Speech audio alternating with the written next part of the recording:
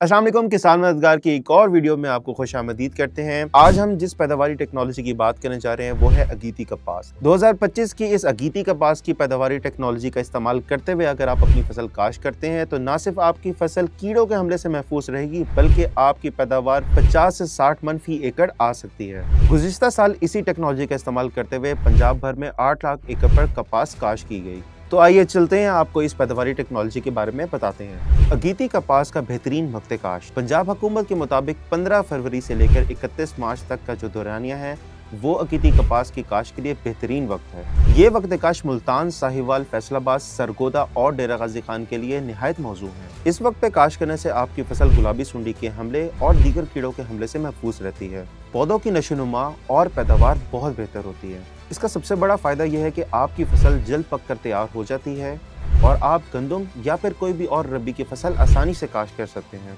जिसकी वजह से आपको दुगना मुनाफा होगा। तो सवाल ये पैदा होता है कि आपको कौन सी इकसाम काश्त करनी चाहिए। तो दोस्तों, इस साल हुकूमत पंजाब ने खास तौर पर अगीती कपास की काश्त के लिए ट्रिपल जीन इकसाम पर जोर दिया है। इन इकसाम में CKC 01, CKC 03 और हतीफ 3 शामिल हैं।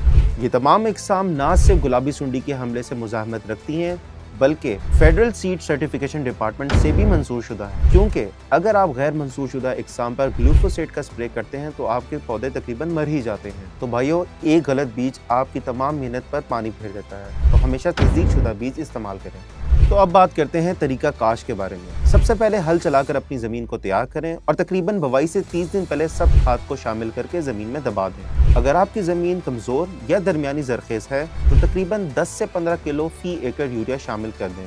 इससे आपकी फसल को बहुत फ़ायदा होगा। इसके बाद हम बात करते हैं कि आपको कतारों के बीच का फासला कितना रखना चाहिए। बेहतरीन पैदावार के लिए कतारों का दरमियानी फासला तकरीबन 2.5 फुट रखें और पौधों का दरमियानी फासला 1.5 से 2 फुट तक रखें। आप में से बहुत से लोगों का सवाल ये भी होता है कि बीज किस मिकदार में इस्तेमाल करना चाहिए। 75% उगाव वाले बीज तकरीबन 4 से 5 किलोग्राम फी एकड़, 60% उगाव वाले बीज तकरीबन 5 से 6 किलोग्राम फी एकड़, जबकि 10% इजाफी बीज अपने साथ रखें। और आखिर में हम बात करते हैं सीड ट्रीटमेंट के बारे में।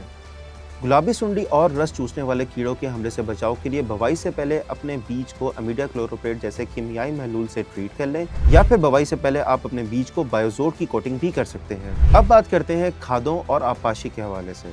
तो सबसे पहले हम खाद की बात करते हैं। तो फी एकड़ खादों के मुतवाज़िन इस्तेमाल के बारे में हम आपको आगे चल के बताते हैं। सबसे पहले आते हैं DAP की 50 किलो वाली बोरी, जिसमें पहले से फास्फोरस शामिल होता है। उसके बाद आती है यूरिया की एक 40 से 50 किलो वाली बोरी। लेकिन याद रहे, यूरिया को एक साथ मत डालें, तकसीम करके मुख्तलिफ औकात में इसको अपनी ज़मीन में शामिल करें। अब आप लोगों में से बहुत लोगों का ये सवाल होगा कि भाई किस शेड्यूल के हिसाब से हम यूरिया शामिल करें। सबसे पहले बुवाई के वक्त पानी के साथ 1/3 यूरिया इस्तेमाल करें, फिर इसके बाद 1/3 पहली आपाशी के साथ और 1/3 यूरिया फूल आने से पहले।